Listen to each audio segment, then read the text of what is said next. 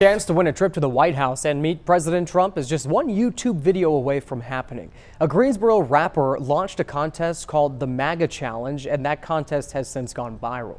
Bill O'Neill has more from the Gate City tonight. The man behind the MAGA Challenge says he didn't even vote in 2016.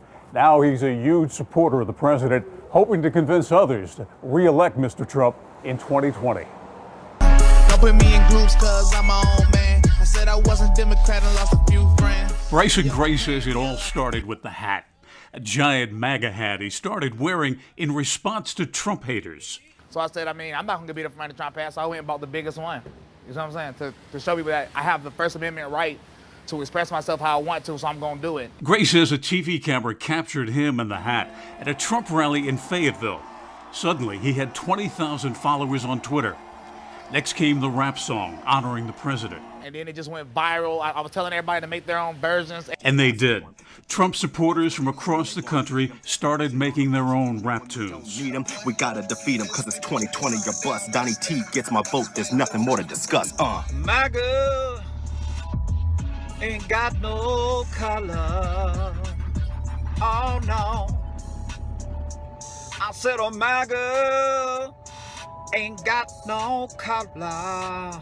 A week later, the president himself jumped into the mix, endorsing the MAGA Challenge and offering to bring the winner to the White House to meet him and perform their song. The day Trump tweeted it, they called me to tell me they had showed it to Trump that morning.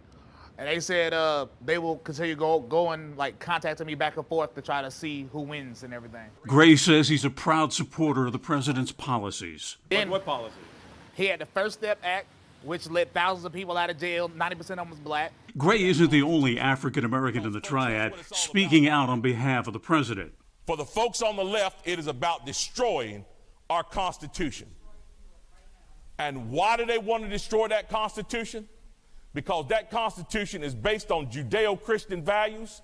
Gun rights advocate Mark Robinson is a big MAGA supporter, and so is Vernon Robinson, who heads up the super PAC Black Americans to re-elect the president. On issue after issue after issue, the president is carrying the ball. The MAGA Challenge has attracted countless rappers, including some first-time performers.